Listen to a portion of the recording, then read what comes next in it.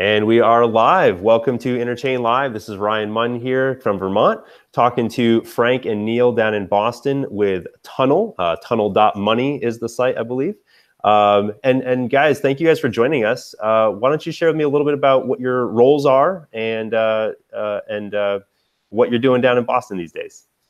Yeah, thank you so much. My name is Frank Makritis. I'm the co-founder and CEO of Tunnel. Neil, alongside me, is our COO, longtime friend. We've been active members in this space, myself, since 2012. And that's when I discovered this crazy internet money thing called Bitcoin. I read this Wired article, and from there, I started getting all crazed and fell down the rabbit hole after reading the Satoshi white paper. Done everything from buying and selling all these assets. I don't even know how many white papers I've read. Done mining, done everything you can think of, to the point where a couple of years ago I started a local community here in Boston called Boston Crypto. We have an active WhatsApp group with around 100 or so members. We do local meetups. And out of that, and out of the need of this space where today these assets are primarily being used for speculative trading, we wanted to create a solution that people can actually use in everyday scenarios, whether it's retail, whether it's online, from a value exchange system. So take the original thesis and proposition of Bitcoin, take all the great things of what it does, take all the good features of blockchain technology, and take them to the next level. And we'd love to share and talk about that during this discussion. But Neil and the others in our team, we're a team of 9. We have 5 developers. We got amazing backgrounds in payments, connections with the MIT Media Lab, Harvard University, BU, and many others. We have experience in payments. Myself, I have multiple patents in my background. I've been published, lived through the .com boom and bust, lived through the telecom boom and bust. And for the last decade, I've been leading in front of very large multi-billion-dollar hardware and software programs in the defense space. I'm a certified project management professional, Lean Six Sigma certified, but passionate leader of Tunnel. And Awesome. That's a little bit about me. That reminds me, actually, what other roles do you hold outside of Tunnel right now? Are you active in any other sort of like things that you've been involved with historically before Tunnel that you're still involved in? No, right now Tunnel's just taking all my time. Right. So all your focus is on Tunnel. You got Tunnel vision. Yeah, I'm a happy father of 2. So yep. I have a daughter and a son, and they take a lot of my time as well, and I want to invest there too. So really, primarily, my focus is on my home family and my work family, as per se, and this passionate project. So it's a little bit about what I have going on. So what's your official role with Tunnel right now? What's your title? Co-founder and CEO. Okay, awesome. And so your day to day is wrangling the cats. Yeah, that's a lot of it. It's juggling a lot of different things, whether I'm at conferences, whether it's the technology, whether it's go-to-market strategy, whether our roadmap, making sure everything's on track from a financial standpoint. It's so having that background as a certified project management professional is really suitable for the CEO role I'm in. I've been a CEO in the past, but living in this space and being passionate about the space and having the team and the leaders around us that are plugging in all the gaps that I have. I know my strengths and weaknesses, but I'm surrounded by amazing talent. So what's Neil's title? What's your role, Neil? Yeah, so my name's Neil Ratna. I'm co-founder and COO of Tunnel, so kind of doing pretty much everything except the engineering piece of it. But I'm a former financial auditor and accountant. I've audited all kinds of companies in many different industries. I also have a background in marketing and sales, and I also studied computer science as well. So a little bit of everything, I guess you could say. And I discovered Bitcoin back in late 2012, and in the beginning of 2013, it was probably around $30 or so for Bitcoin back then. Signed up for Mt. Gox, started buying some Bitcoins back then. Signed up for Ripple in 2013 when Ripple was free. Yeah. And I've been interested in the space, involved in the community in the Boston, Cambridge area since that time. And, you know, and all these years later, if I walk around Boston, I still can't spend these things anywhere. So we decided it's not unique to Boston, by the way. Yeah, probably any city that you're in, it's going to be hard to find, other than like a trendy mom and pop shop trying to do the cool new thing or something, but it's not a realistic payment method out there. So we've been in the space a long time. We're frustrated with it, and we decided we're just gonna build it ourselves. Awesome. Well, so tell me, you know, I've had a few conversations with you guys about your tech. I think you're definitely, you know, going a unique direction compared to where a lot of, you know, there's a lot of things out there that are really, in my opinion, not doing anything all that novel or unique. You guys are definitely not in that boat. I mean, I think you guys are definitely taking a novel approach to what you're doing, and potentially providing a significant value add to the ecosystem.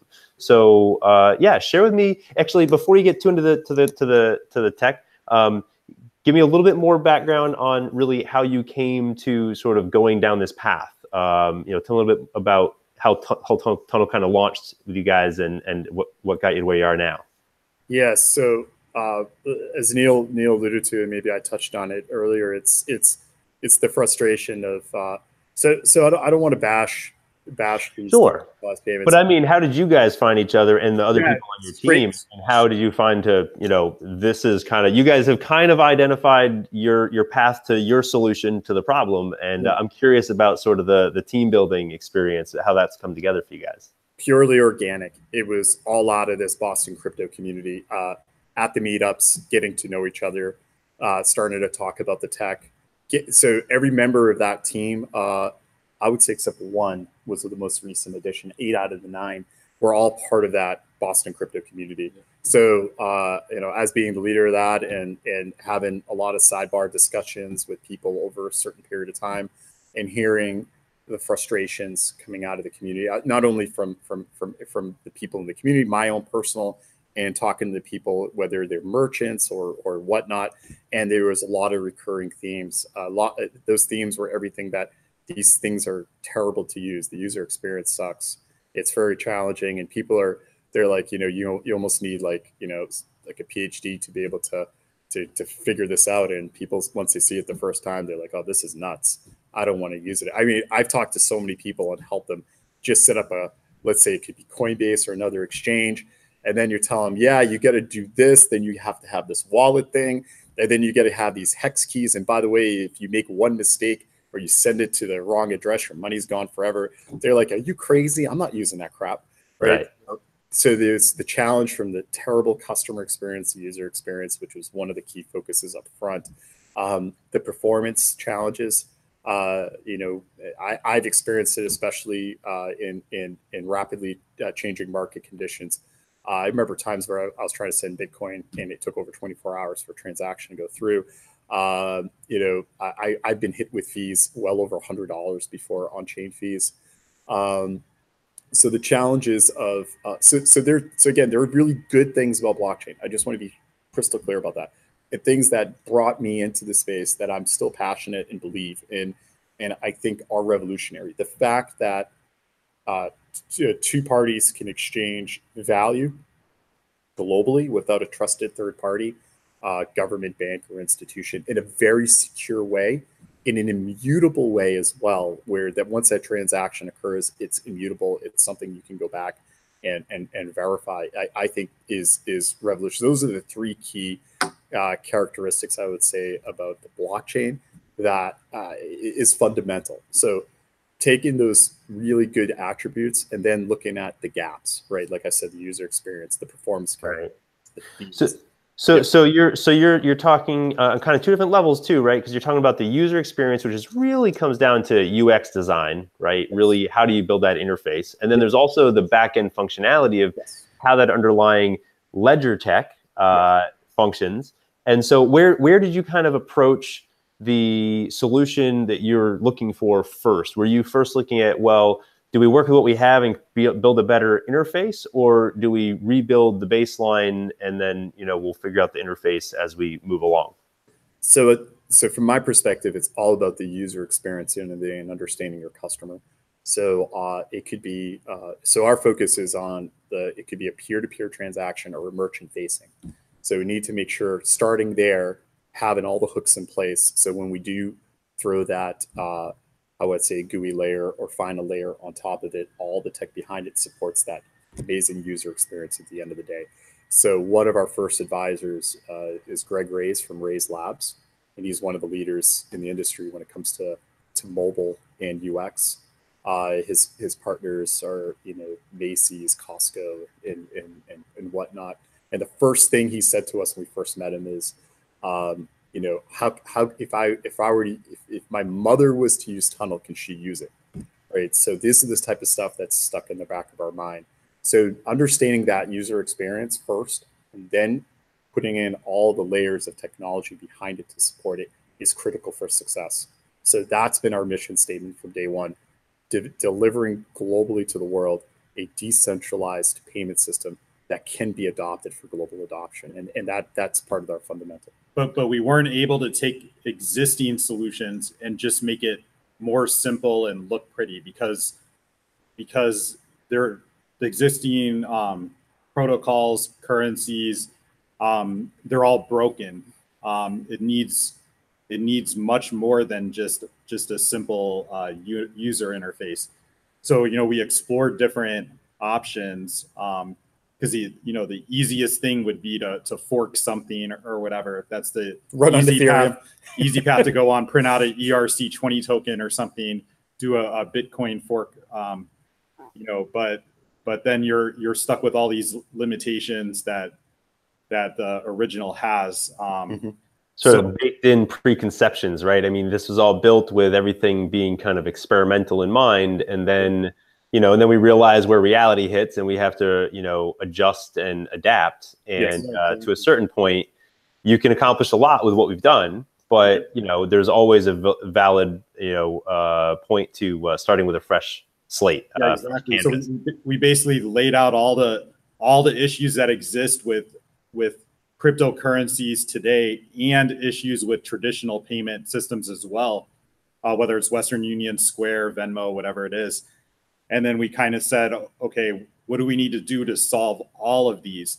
And basically we decided the only way that you can solve all of this is to build something entirely new from scratch, which is the hard path to take, but that's the only way to actually get this done.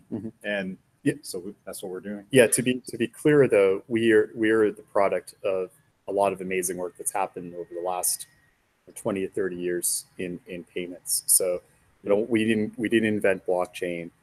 We didn't invent the data architecture that we have. We didn't invent the idea of confidential transactions. When we get into the tech, we can talk about all those things. But we realized that these key features of all of these, bringing them all together with a lot of our own tech, or our own in-house technology, that integration, the way the data sets are organized, where the data goes, really streamlining, really thinking about optimization, really thinking about this being something that is going to be used not today, but tomorrow and in the future. So it's not just scalability. It's, okay, if I'm going to have all these transactions, how much space is that going to take up? Because you hear about a lot of promises out there, and then you start questioning, and you say, "What do you have, a petabyte node?" I mean, it's being really practical, being really, really careful about what we do and what we say, and as Neil said, really laying out all the essential needs in a system and having a focus. So we're not going to be a DApp platform. We're not going to be doing all these things or a decentralized exchange or any of that stuff. We're focusing on solving this one fundamental problem, which we still believe is the killer application of the space, which is exchanging value and finding that way where everyone in the world can do it in a very simple, very fast, very ubiquitous way. So that's what we're aiming to do. Awesome. Awesome. And so, yeah, let's get into the tech a little bit. One of the things I like to point out too is, to the Bitcoin maximalist, I tend that direction sometimes myself. But I always like to explain to people a real separation between the Bitcoin technology, the Bitcoin blockchain, and the Bitcoin unit of account, right? Because what the Bitcoin unit of account is in terms of what values it and how people perceive it and how it moves around in markets is still what it was originally. It is a unit of account that is uncorrelated to all the other powers in the world, right? And so one of the things I like to point out is that, it doesn't really matter. Even though there's an issuance policy around that unit of account, and we have an idea of what's been lost and what's available, what's actually moving, but we could move all of that activity into any underlying blockchain protocol that provides all the functionality of a distributed ledger, of the consistency, censorship resistance, disaster resilience, and essentially be using any value exchange mechanism in order to move our units of account, right? And so then it becomes a matter of really just conscious choice. Do we all gravitate to one? Do we use a few? Does this just become an evolution where as sort of corrupting powers take control of one unit of account, the people consistently keep electing a new unit of account, right? I mean, that could just be the process that is ongoing and allows this sort of economic, progress and evolution. Meanwhile, what we need is that underlying protocol that's going to accurately store and track that immutable history of that unit of account, of the exchange of value among people and autonomous agents as they come into existence. And so share with me how you plan on doing that with the Tunnel protocol. Yeah, so I see a future state. I'm not an anarchist or a libertarian or any of those things. I would say this: I'm politically agnostic. So I know for us to be successful, we need to find a way to provide all the points you made, but try to find a way to make it work within the existing systems. So I don't see a future where central banks go away. I don't see a future where banks go away. I see a future where decentralized payments are going to be there and the genie's out of the bottle and we're here to stay. So the question is, how do we find a way to make it all work together? I don't think one chain is going to rule all. I don't think one distributed ledger, decentralized payment platform is going to rule them all. Just like I don't think there's going to be only one supply chain solution. If you look out there today, there who knows how many traditional payment solutions. We could go on and on talking about WeChat, Alipay, M-Pesa, Venmo, Zeal. I mean, that's just, I can go on and on and on. And we're talking, legacy traditional payment companies that are thriving and doing well globally. So I don't think there's just going to be one that rules them all. I strongly think Bitcoin is here to stay. I don't know for how long. I definitely see it staying healthy in the foreseeable future. It is the what everyone calls the granddaddy of this tech space. It has the strongest network. It has the most hash power, and there's a lot of trust behind it, and there's history behind it. You have a decade almost of and it's the closest quantifiable correlation to any of these other assets. If anybody's going, what's it worth? The first thing you do is go, well, how's it relate to Bitcoin, right? And even if that's not conscious, that's totally psychological, and it's very hard baked for the past 10 years. So it's definitely it's there to stay in that regard. Yeah. But you guys are taking I do want to answer your question directly. Sure. So what's missing with Bitcoin and why the adoption curve hasn't taken off? So there is a fundamental there when people first were talking about it when I came on board as a payment system, and that's when only a handful of us geeks were using it, right? And then now everyone's view of it has changed because as more people got on the network, the shortcomings of it have been exposed, and now it's being more looked at as a store of value. So there's an economics term that really helps take off a payment system from a network effect standpoint, that's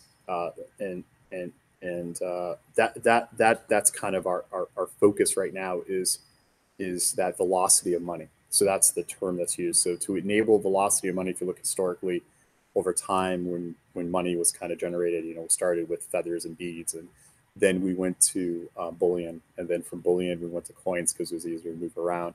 Then we backed paper with those coins or bullion, whether it was silver or gold, and then we went to straight paper.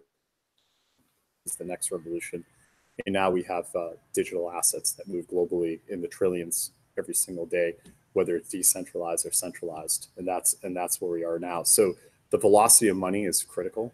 So in our protocol, that what really enables that velocity of money or the free flow of value, that's different from a lot of these other technologies out there.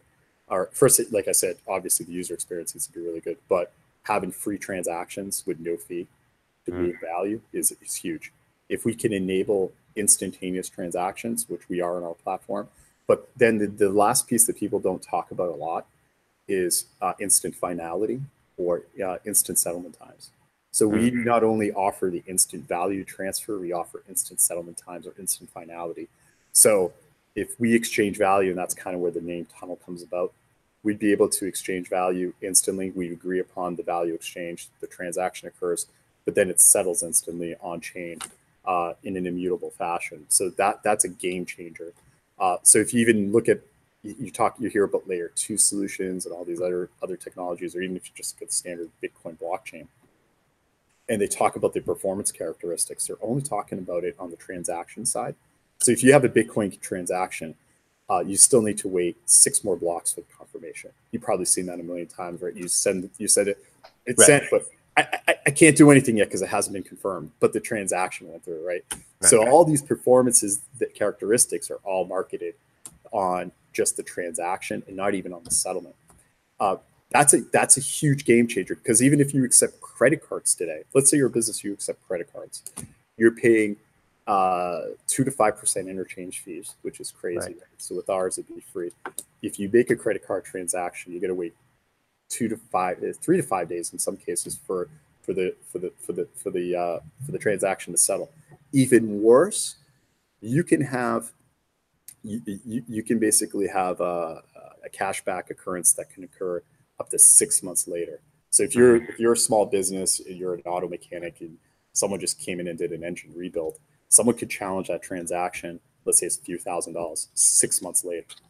That is not a good value exchange system. So we're looking to solve all those issues with our tech. Cool. Awesome. So now let's get a little bit more into the tech. Tell me about what it is that you guys are doing to get that instantaneous transaction. So I'll let Neil go over the features, and I'll dive in and talk about the actual hard tech. Yeah. So some of the features that we offer is, where Bitcoin's very slow. If I want to exchange value with you, it could take an hour, it could take 3 hours. Who knows? It takes a long time. Everyone wants to build something faster, but our speed is instant. Just like you swipe a card in a store, the transaction is instant. You wouldn't want to go to a coffee shop, buy a cup of coffee, and wait 3 hours for the payment to clear. Bitcoin has very high fees. Traditional payment companies, Visa, MasterCard, Square, whatever it is, has high fees. Ours is completely free, 0 fees. So if you say Bitcoin, I don't know. So yeah, how do you accomplish that? No fees. Do you want me to get into that? So it's all about rewarding the nodes on the network the right way and all the participants on the network. So we have an inflation model that we have on chain that rewards our participants, so we have a multi-tiered consensus model where we have the highest level being our validation nodes, and we have 3 lower tiered. That's currently our model. That's subject to change, but we're about to launch our testnet, by the way, before the end of this month. So announcement to the world. So that's a huge milestone for us, and we're really excited about it. So we have multi-tiered node. It's a multi-tiered master node model. So it's like proof of stake. You get Tunnel coins, which it's like a bank account. You put them in your master node. You earn Tunnel, and for you to provide your computer power to the network, and it's orders of magnitude less energy. So there's no mining. There's none of that stuff. It's a fraction. It's just transaction processing. Exactly. So for you to handle that for us, you get rewarded in Tunnel. So that's the game theory involved, and that's the reward. So that's kind of where a lot of this technology is going from. It's transitioning from a proof of work model with network fees, and we're transitioning purely to more of a masternode model with it's masternode proof of stake, but we're calling it's masternode at the end of the day. So you put coins in there, you receive coins. From a revenue standpoint, and I'll let Neil talk about that, we have multiple revenue models. But our one of our biggest revenue models is going to be customer support services. So today, if you have an issue on Bitcoin, you send it to the wrong address, or you did something goofy, or you messed something up, I don't know, whatever it is, you don't even know how to set up your wallet or whatever. You're a merchant, you're trying to integrate Bitcoin. Can you call like 1-800-SATOSHI for help? I mean, who's going to use a payment system or a banking system where you're not getting any help and support? So we want to be really careful with how we structure that. So we want to have a firewall between what we're doing and the decentralized payment system. We want that to be a self-governing, on-chain governance, voting, all that wonderful stuff, everything being completely decentralized. When we first launch it, obviously it's going to be, we're going to bootstrap the network off the bat, and we're going to slowly start weaning ourselves off the network and making it fully self-sufficient and running on its own. I mean, even Satoshi mined the first 2 million Bitcoins himself anyway. So yeah, you have to bootstrap it somehow. But we want to have a firewall between us and the network. So if you think about a model today that could be similar to that, are you familiar with Red Hat Linux? You ever heard of Red Hat? Yeah. So how much does Linux cost, right? It's a free OS, right? Right.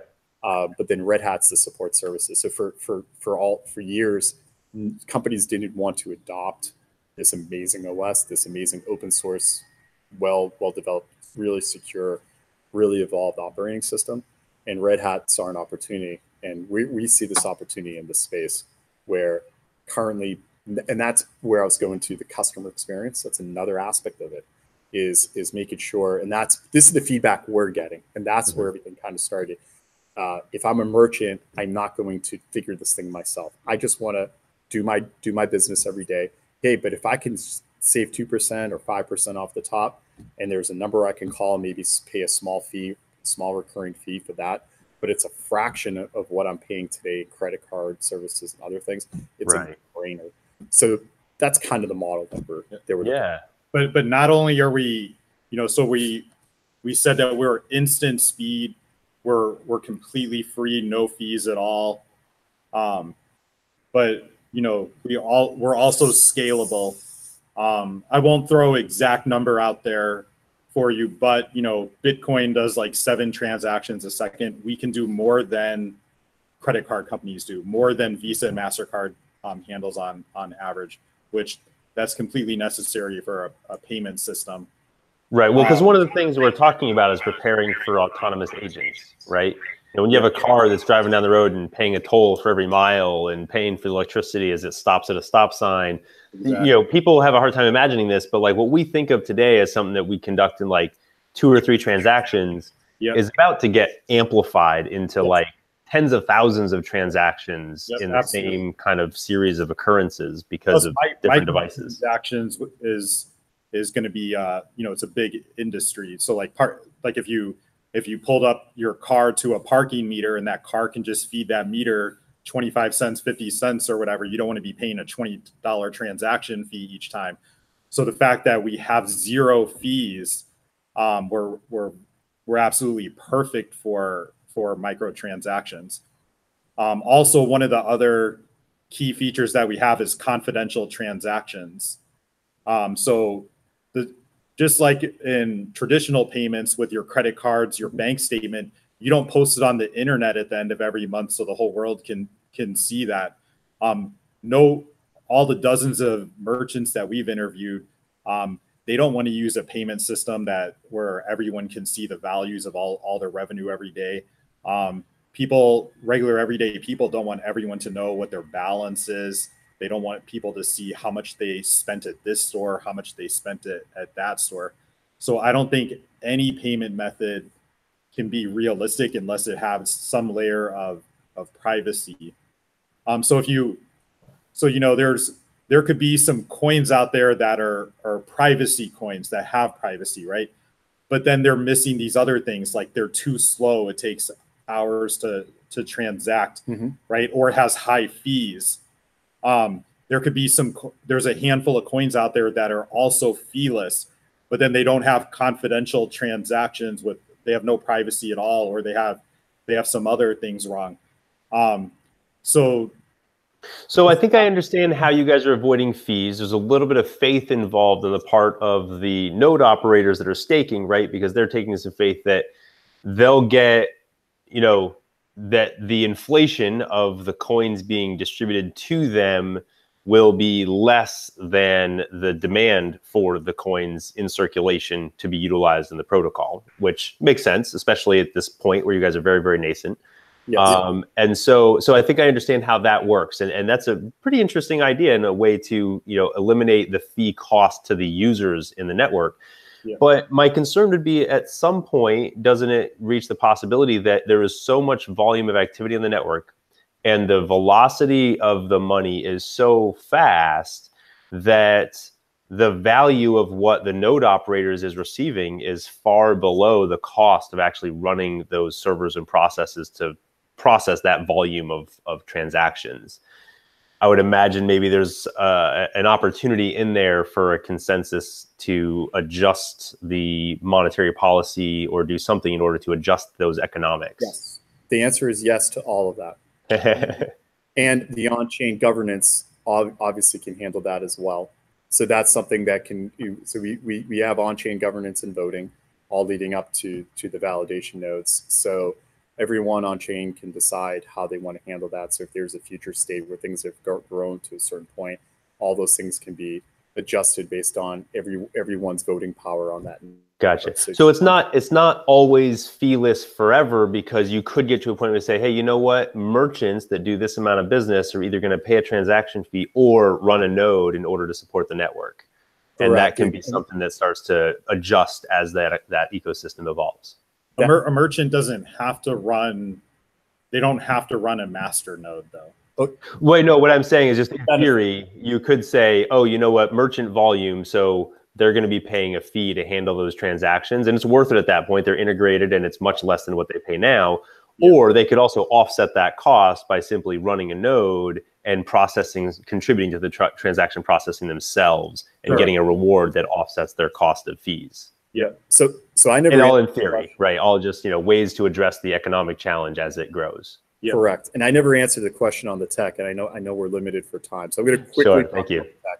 So we're a hybrid of blockchain, as I mentioned earlier. So we have the security, the immutable ledger, and the trustless transaction capabilities of a traditional blockchain. And we combine that with a data architecture called the directed acyclic graph.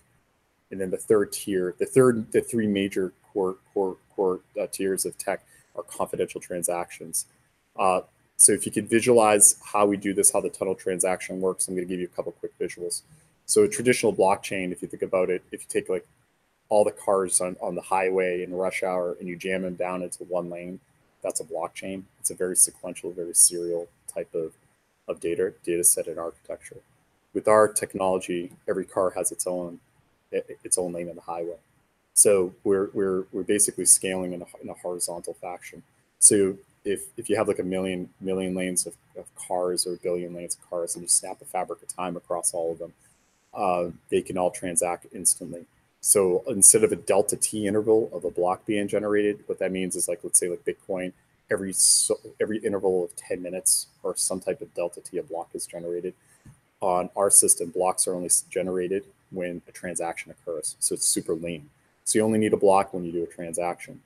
Now, the two parties, that's where the name Tunnel comes in. They're in agreement of the value that's being exchanged. Once that agreement is verified, the transaction occurs and it settles instantly. So for example, if you mess up in the transaction and you send it to, let's say, the wrong address, or you goof something up, the transaction actually times out and you get your money back. Unlike okay, so both sides of the party are essentially validating the transaction. Both sides of the party are saying, we can see this existing chain and hash information, incorporating it into their validation of the transaction, and essentially coming to an agreement that they're all playing by the same rules, and therefore validating that block that holds their transaction in sort of a private tunnel where nobody else can see exactly the details of that transaction.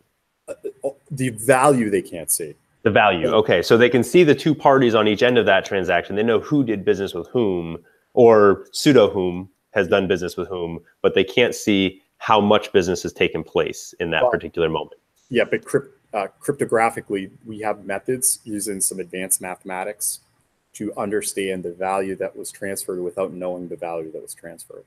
And understanding where they started at the beginning and where they ended up at the end. So even if they try to do a double spend or any other, so we've looked at every vector attack that we know of, plus we've discovered another 6 or 7 different attacks that were taken into consideration in our protocol. If someone attempts to do these things, that's where the validation nodes would turn on, and basically say that's you're a bad actor. We're not accepting that transaction. The probability of that occurring is slim to none. But if it does, we have all the layers of the network to handle those issues. Gotcha. Interesting. And you guys have some functionality for, is there a messaging functionality or an opcode functionality with your transactions? No. Okay. So purely can transfer the value. And so then how... So there's a reason behind that. Yeah. So we want to make sure we have to be really careful because we're doing everything we can to be GDPR compliant. Okay. So once you start putting information on chain like that, where someone can enter something, and let's say someone's put something accidentally that's private, and now it's in an immutable ledger. Right. You go remove it. Yep. So we want to make sure our system can be used globally. So we're doing everything we can to be compliant with all the global standards. So there are a lot of other chains out there today that have information on chain in a immutable way.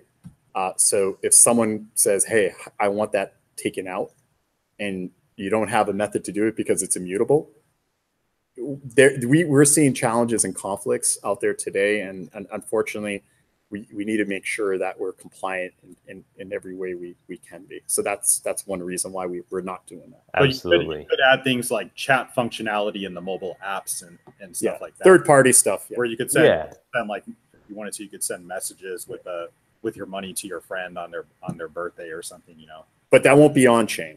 None of that will be not on chain. Okay. Awesome. Well, hey guys, we are definitely run up on time. I really appreciate you doing this. I think we should definitely plan on keeping tabs and following up on your project as you progress. Definitely excited to hear back, at least privately in the next few weeks as you guys launch the testnet. I want to hear more about that. Yeah, testnet coming around the corner, mainnet Q1 of next year. Awesome. Sounds good. And it's tunnel.money. I'll put that in the description of this video. I kept it pretty vague on the initial description, playing up the privacy thing. So I want to thank everybody else for joining us out there. Really appreciate paying attention to this technology and what these guys are doing. And stay tuned. We'll talk more in the future. Thanks for having us. Awesome. Thank you guys.